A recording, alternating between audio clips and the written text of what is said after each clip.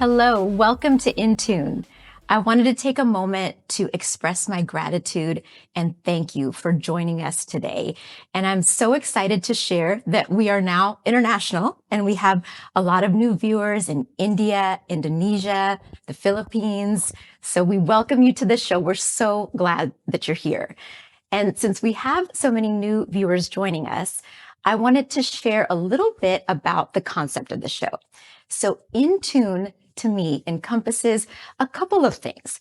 One aspect of being in tune is being in tune with ourselves. When we realize what it is that regulates us, what it is that drives and motivates us, and what it is that helps us get the most out of life and live our best life.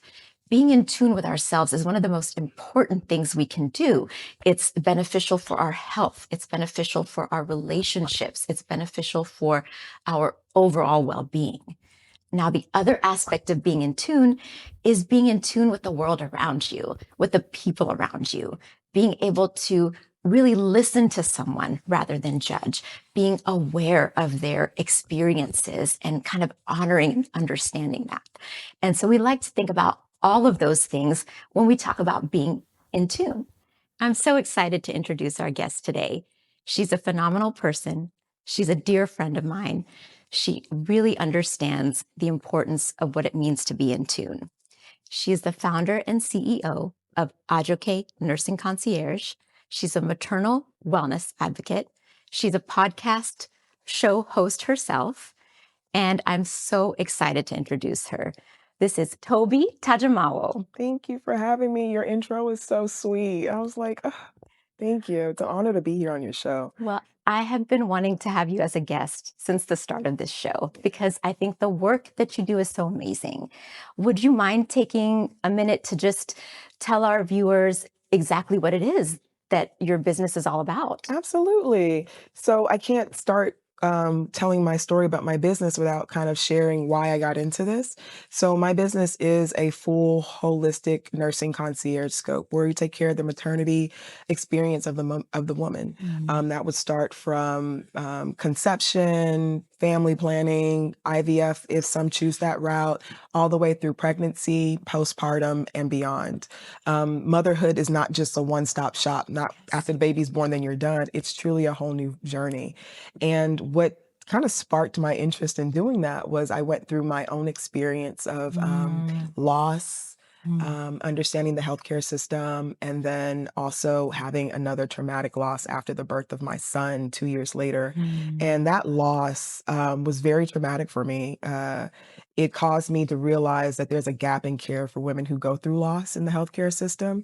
And from that, identifying that, I realized the bigger scope is there's a gap in care of how we treat women in general when it comes to their reproductive health, when it comes to their maternity health. And for me, it was really a stance to say, you know what? I want to address this. I don't want to keep reading about the statistics. I want to actually be a solution to the problem. And I want to change the narrative for a birthing woman. Instead of it something to be fearful, I want it to be something that they are honored to do. They feel cherished. They feel loved. They feel truly supported by everyone. That's an incredible mission.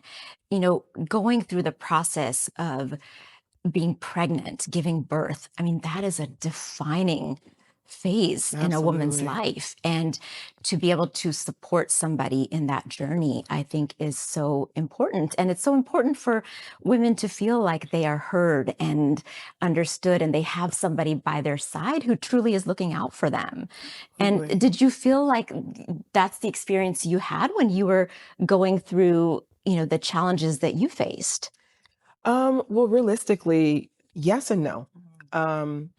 Before the birth of my son, I had an ectopic pregnancy that actually ruptured while I was at work. And that in itself was an experience that I had no idea about. I didn't even know what ectopic pregnancy was at that time. I just thought I was pregnant and having, baby. And then come to find out they couldn't find it. And then it was You don't actually expect growing. anything like You that to don't. happen. You're expecting that to be the most joyful period of your time. And I found myself online searching for other women who have gone through it because I didn't know anyone else who shared that experience. It was very limited. I probably stumbled on maybe 2 or 3 who had like a blog where they wrote about their experiences, but nothing that I could find was like a centered, almost like a sister circle or a support group. I couldn't find that. And then when I had my son, we got pregnant with my son right after. So he was our rainbow baby. And unfortunately, the world shut down during the time I was pregnant with him. So COVID happened. And when COVID happened, the experiences that you hear about that women have throughout their maternity experience, I didn't get that. You know, I didn't get the baby showers. I didn't get the gender reveals and the societal way that we do them. Even the care was very limited because everyone was shut down. Luckily, I did have an amazing doula, an amazing midwife that I was able to see in person that really honed in on my care. But there were still a lot of things that were missing, right? And then turn around in 2022 when I had an ectopic, not an ectopic, when I had a traumatic miscarriage. I was about going on 12 weeks. And for me, that baby was my baby. I dreamed about her. I knew her name. Like it was something very traumatic. And I realized in the healthcare system when I was going through that, going to the ER, what was told to me and my husband was to go home and let it happen. And full stop. Like that was it. Like, what does that mean? I've never experienced a miscarriage. What is supposed to happen? Even though I am a nurse and I have a background in postpartum care, that was still something unfamiliar to me. What am I supposed to be experiencing? How do I know if it's not going the right way? What happens from here? Because even though something's happening to my body, I'm also hit with the fact that I just lost a baby, my baby. And I think that was where it was like my whole life changed and I had to get in tuned Yeah. with Yeah. with who I was in that time. Yeah. Well, first, I want to thank you for sharing that with us. And I think, you know, many of us have maybe not had the same experiences, but we can relate in some way or have had a loved one who's gone through that. And I really appreciate you kind of letting us know about those experiences that you've had. You know, all the aspects of what happened to you, what you mentioned, you know, one underlying theme I noticed was the importance of that need for connection in all those moments. And I think it's very much, you know, in our nature as humans to seek connection, Absolutely. whether it's a time of joy or a time of loss, time of fear. And each experience that you shared with us, you felt that need, but it was in a different way each time. And, you know, I think that when you describe your experiences through the pandemic, you know, most of us can relate to that in some way. And I think it kind of shifted the momentum in our world in a way. And I think in some ways it shifted things almost like permanently towards a certain direction.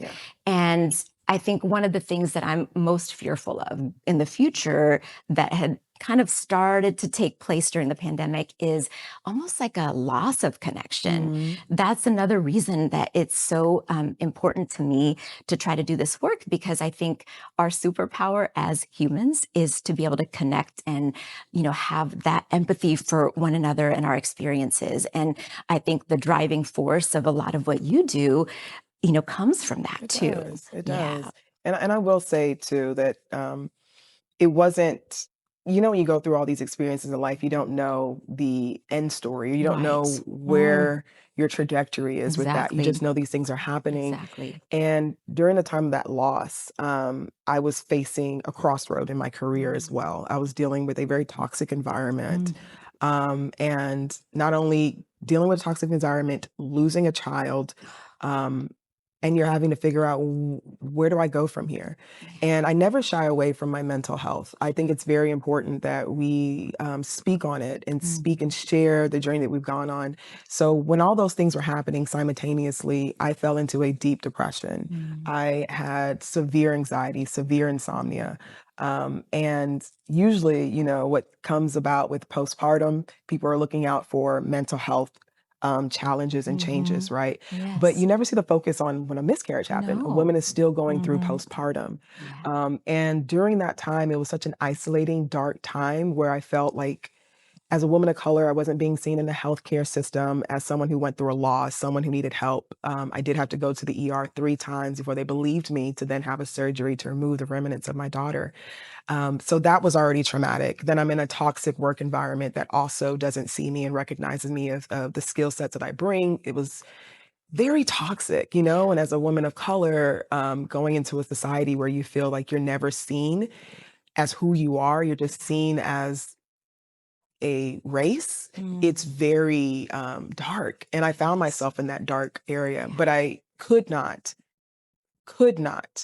have come out of that space without an amazing support from my husband, an amazing, when I say an amazing PCP who saw me, who heard me, who recognized the sign. I mean, this PCP had followed me before, so she knew that this was not the person sitting in front of me that I take care of. She provided me with resources. I connected with my therapist, again, an amazing resource. And when you start seeing this community of women, all my providers happen to be women, and intentionally women of color, they all saw me and they realized I was broken and they needed to come together and support me. My subscription, you know, I had a prescription. It was like, go to bed, wake up, go to yoga, stand outside for 30 minutes. And that was the hardest thing for me to do. But realizing that every step that I took to do those things on a daily basis allowed me to start thinking about what I wanted to fix. I never wanted another woman to go through what I went through. And my background, not only in nursing, I've also worked in the quality and process improvement realm for a long time as a leader. And my quality and process improvement brain started kicking in. I was like, what were the things that were broken in my experience? Now, how do I implement solutions? And what does that look like? And that's where it started building my business of this maternity concierge. My first focus was really supporting women who went through miscarriage and loss. And then it just bloomed into like, a woman during maternity or conception meets so many people, but no one stays with her throughout her whole journey. And imagine like having a personal connection with one person, but then your PCP doesn't know anything about this. And then you have a therapist doesn't know anything about this. And then you have a nurse. It's just a lot. So how could I bridge that where it's a one-stop shop where a holistic view of everything the woman needs is right in front of her. And she feels supported, guided, and connected through her journey. Her journey is something cherished and not something happening to her, but something that she gets to direct. That's beautifully said. Thank you. And I love that you brought up this concept of feeling seen, because I think that is another driving human force, right? And you mentioned that your providers happen to all be women and women of color. And it almost makes me wonder if they'd had experiences in their lives where maybe they did not feel seen. And then when they, you know, got to take care of you, in you, they saw that part of them, and it kind of motivated them to take an extra step to really care for you. And that's something that, you know, I think I actually say to all of our, you know, listeners, taking that extra step to really listen to somebody and see them, it may not take that much extra time from your day. It may be something that you know, just maybe you weren't thinking about, but maybe you'll think about a little bit more because we've talked about this story. And taking that moment to really see somebody and appreciate their humanity and appreciate their experience, no matter who they are, where they're from. I think that can almost be like life-changing for people. You know, the person at the receiving end of that, what if they've never felt seen before? Absolutely. What if they've gone through these experiences and felt so alone? Yeah. And having somebody just really recognize them and see them, it can mean everything to them. It can. Yeah. And, you know, you brought up something else about going through all these challenges. It shaped your life. Yes. It led you to this calling and this, you know, culmination of using all your skills to create something that's so helpful and beneficial and rewarding, right? And, you know, I've gone through several challenges myself. We've talked about this, you know, over the past few years, and nobody asks for them. You know, nobody asks to say, hey, you know what? I want to be a stronger person. Okay. I want to learn resilience. Listen, Lord, I've been through enough challenges. Yes. Pass it on to somebody else. Have me out. You just think, hey, I've already been doing. I've been through it. I got a shirt and a hat and a mug. Yes, I'm didn't good. I pass the test? I've learned the lessons. I think. I've learned. Well, and you know, like you mentioned, when things were happening around the time of your miscarriage, it wasn't just that. It was like your whole world was collapsing. And as hard as that can be, you know, having the right support is everything. Because when you're in it, you're not thinking up this is going to lead me to my like next great step. Absolutely. You are not asking for it. You are not thinking about the strength you're going to build during it. You don't want that. Yeah. You've already been through enough. Been through it, done that. But having that feeling of, hey, you know, I am not alone in this is everything. It is. And I think that's something too that we can kind of, you know, take back with us from all this discussion is really everybody has gone through their version of challenges, not exactly the same experiences, but we're never alone in the suffering either. And no matter, you know, how hard of a time you're going through right now or will in the future, you know, I think that's something I hope that everybody remembers is you're not alone. And it's just, you know, it's a matter of just finding a support system and finding a way to be seen and being able to move forward. And sometimes I know, like, you know, when you're in the storm, you don't see this, like, you're not here on this, you're not thinking, oh my gosh, I'm gonna be on a podcast talking to one of my good friends about how I've struggled and went through the ghetto. No, right? You're not thinking about all that in the time. But You can't. what was really crucial in my learning lesson was I was not even in tune with myself. I was so in tune with my career. I was so in tune with just being a good leader, you know, setting quality expectations for hospital. I loved my passion and my job and my career.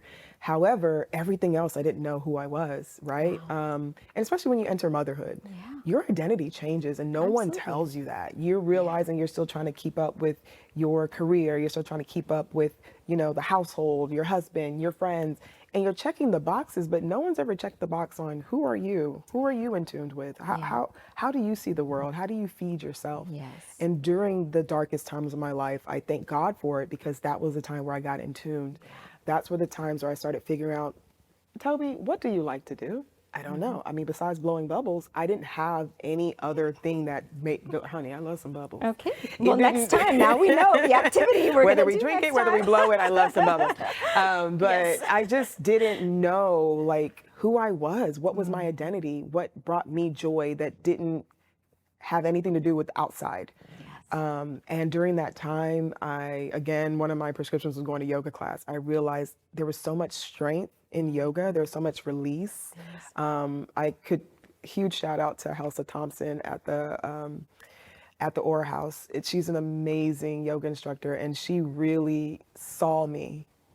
She saw me. She allowed me, even times after yoga, I would lay there and just cry and grieve. And she allowed that space. Sometimes I just needed that space to cry. I just needed the space to get it out.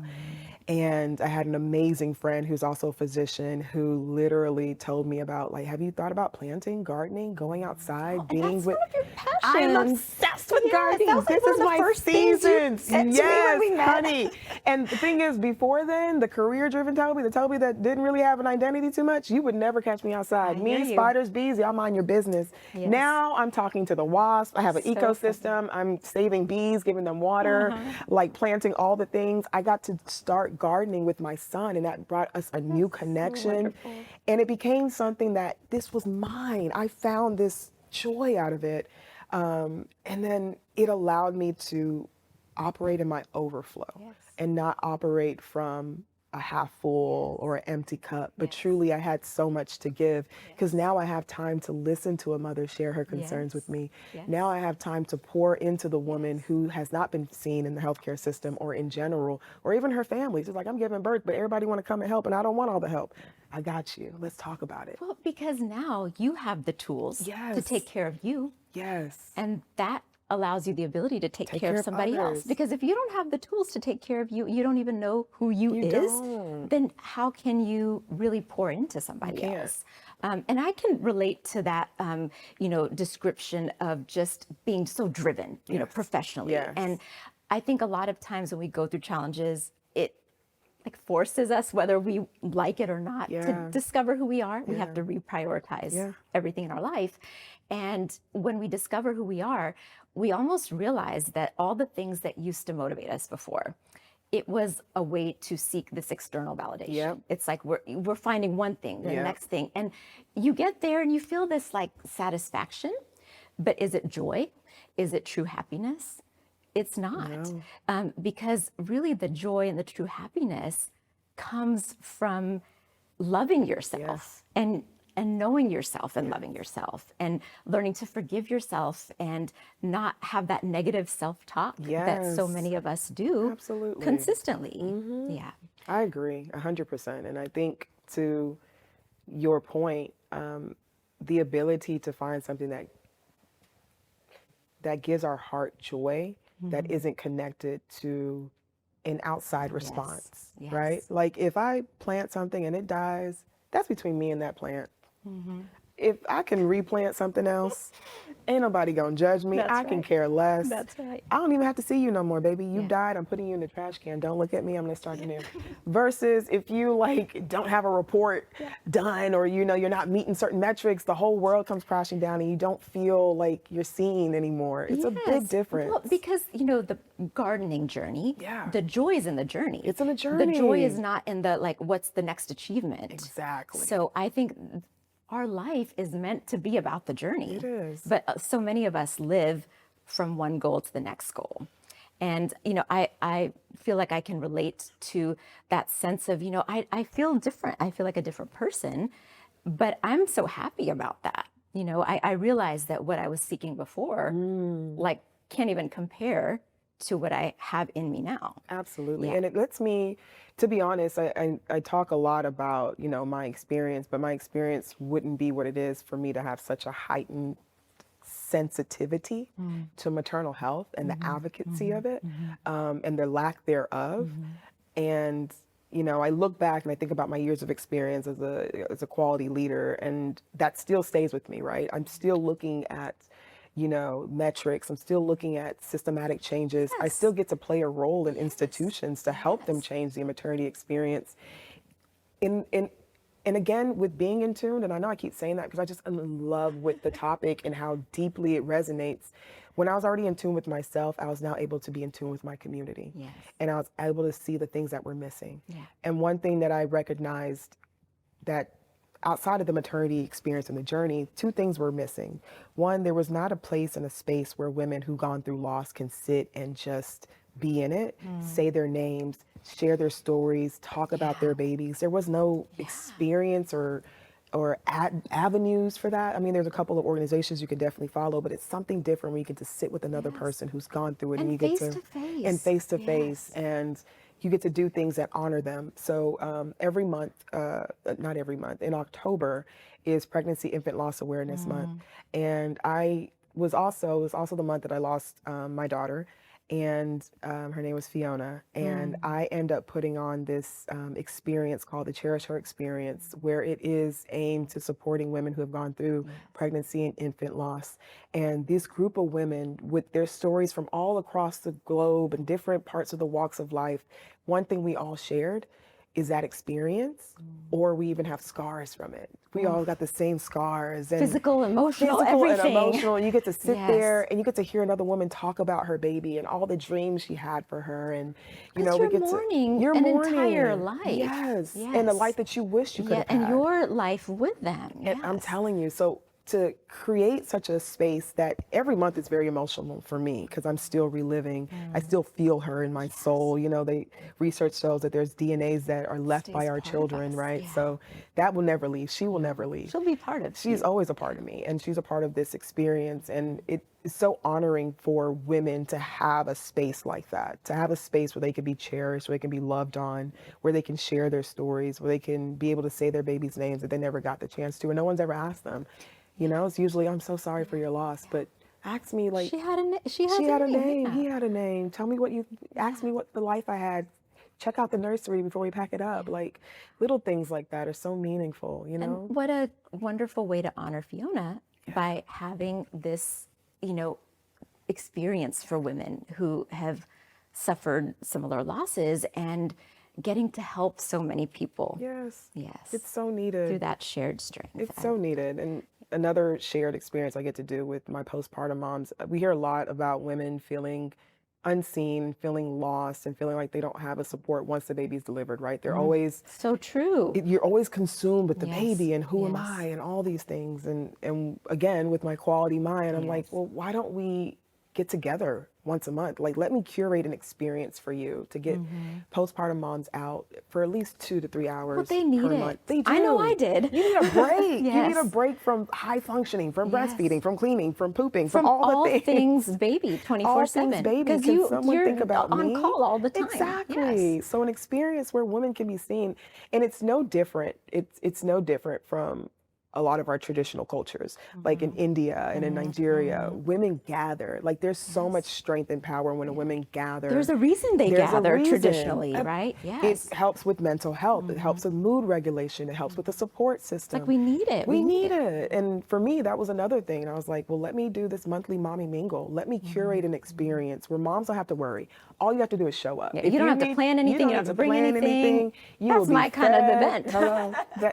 Listen, you will be fed. You will have a great time. If you need childcare, we'll arrange that. If you need a way to get there, car service is coming to pick you up. Because you think of all these things because you've I the other side of it. Yes. So I mean, the being in tune with yourself first helps you pour back into how I can be in tune with the community. Yeah, I love and that. you are a piece of the fabric of this life, right? And we need you. You know, all of us are needed in every shape and form, but especially in that motherhood journey. You're needed. Don't let anyone tell you that, you know, who you are has died because you had kids, right? Or your career. Well, you get to dictate that. You do, right? You do, right. and society doesn't. You're the one telling yourself the story in your head of who you are. Absolutely. And I need you to tell yourself that you are important. You are needed. And I think there's beauty in seeing that every season of your life, it could be a beautiful, different journey. It doesn't have to look the same. The girl I was when I was 20 is not the girl I am today. And that's Right? great. It is. I look back at her and be like, girl, we had a ride. That We was had fun a good too. time. That was a good time. That had its time. But now I'm a little wiser. I've gone through Yes, experiences and I can take from what I learned in my 20s and use that now as I'm entering the upper echelons of years. You don't need to know how old I am. But. Well, I also love that you took that part of your career where you accomplished so much and you learned so much and helped people in a different way. And you took that into your new life and your new career and you used those skills, but in just such an amazing and new way to help another, group of people. So I think that's amazing. And it speaks to how we gather all these life experiences and we don't know it at the time. We don't. But they're sometimes leading us to our eventual calling and where we feel like, we're going to land. And I love that your providers had prescriptions for you. Absolutely. Like, go outside. Yes. I've told people that myself. I've told patients that myself. Go outside for 10 minutes a day. Just learn to breathe slowly to calm your nervous system. I mean, these tools to me are very important tools that a healer has in their back pocket, right? They do. And you need it. And they're free. They're free. And they take some practice, sure. They take some encouragement, but they can be completely life-changing as well. So do you prescribe things like that to your patients? Absolutely. Absolutely. Let me tell you why. Before I can even get to the point of going outside, which is a part of my, healing journey out of depression, out of insomnia, out of anxiety, I could not wake up because I didn't have anything to wake up for. I used to have traumatic dreams of hemorrhaging in my bed constantly, so I would never sleep. I would hear baby sounds. I would, so I just to get outside was literally hard for me. If I moved from the bed to the living room, that was enough, right? And until I started stepping outside, which increased my vitamin D was exceptionally low. And that has a big part in your mental health. Until I started getting outside and a friend told me about like planting and, planting a seed, I didn't have anything I desired or looked forward to. Mind you, I had a 2-year-old son that I wasn't even present as a mom for, which crushed me after coming out of that dark space. But when I started planting the seed, I started having something to look forward to. Like I would wake up every day and like, let me go check out it, has it sprouted. Then I'll go and start reading books about a plant. Like what? Like I've started really getting so embedded in this, and I ended up growing this beautiful, prolific cucumber. And I was like, oh my gosh, it was giving cuke. I don't even eat cucumbers like that much. You have to bring a picture next time. I will. I mean, I grew one that was the size of my 2-year-old's arm. Like, it was so good. I was reading all these Facebook groups about gardening and how to help. My friend also put me into those groups and was like, read these. And the more that I got outside, the more I started getting obsessed. I started like, oh, if I can grow cucumbers, I'm about to grow corn. I'm about to grow strawberries. I just started staying outside. You have a farm outside your house, literally, don't I do you? right now. Yes, I do. We're very proud all of our the little salad supplies are all there at Tobi's honey. house. All Anything right. to make a Nigerian soup is all outside, from I'll the bring tomatoes, the ranch the onions. dressing, and you provide the rest. Absolutely. But the one thing that I tied to that experience was the fact that I was so connected in going outside and planting that seed and seeing the progression of it growing and being fruitful as a reminder to me that even though I lost my seed, my baby girl, I'm still a mother. I'm still nurturing. I still can provide, and I still can see a beautiful return of investment. And that is my child. And that's the life that I get to live. And I tie that so much with losing a seed and planting a seed. Sure. Makes sense. I give that so much to being outside, you get connected to God, you get to hear you stand outside and you just hear the breeze. And sometimes it literally is just checking in with your senses, closing your eyes, hearing the breeze, hearing the birds, putting your hand in soil is so therapeutic. Grounding There's yourself. actually We all need research showing that it's really good for your mental health. So that is a prescription that I give. Actually, what I started doing this season, because I'm just a spring girl, and I used to never like spring because of allergies, and I still got them, but I be outside. It's worth it. It's worth it. And that's actually a part of what I do now when I check in with my postpartum moms. I'll go in their backyard and I'll start like a herb garden bed or a little garden bed. Their own little nurturing area. So it allows me to check in with mom. It also allows me to check in with baby. It also allows me to bring mom and baby outside to have a shared experience and connect and be grounded as well. And to teach our kids that. My son is a farmer. This little boy, you used to see him with a cowboy Carter hat and some boots. He is out there tilling the soil, picking the weeds, telling you, Mommy, get the coffee grounds. We can put it for the nitrogen for the plant. I'm I just love like, it. He needs to give me some tips. honey, he needs his own show. But he does. He's going to be my guest next time. Oh, we're going to have to sign some waivers and releases because that little boy, he likes his little private life. He might share all the, He might. Like, let me tell you, one-on-one for gardening and farming. He's just amazing. And I'm very grateful for that. So I bring a lot of things that have had my cup overflow to my mothers, to my clients as well. And not only to them, but just also to the community. I think seeing someone that looks like you, that shared experiences as you, that can have conversations not only on one-to-one, but on a medical basis. I'm part of medical teams when it comes to my clients. I talk to their OBs, I talk to their doulas, I talk to their chiropractors. You're a bridge. I'm a bridge because I know this client. I know this client. We have a relationship, so I understand her.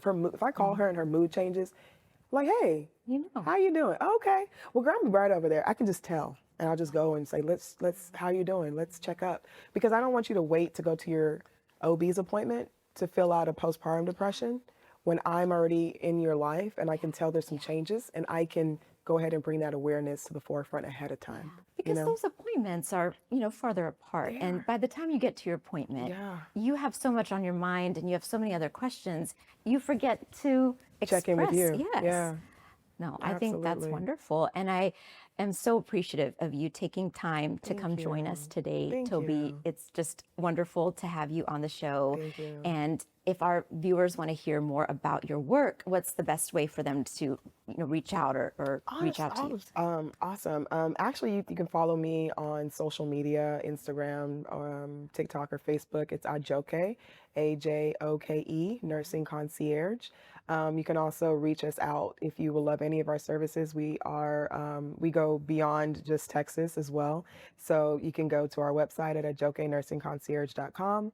And for my fellow nurses out there that are looking at avenues to enter this type of world and to really be more than just a bedside nurse, but want to dive in more to community, I also have a podcast called Tobi Talks, a nursing career guide for millennials. Check it out. It's on Spotify. It's anywhere that you listen to your podcast, and there's a lot of good resources on there as well. So I look forward to hearing from people. I really do. I take messages, comments.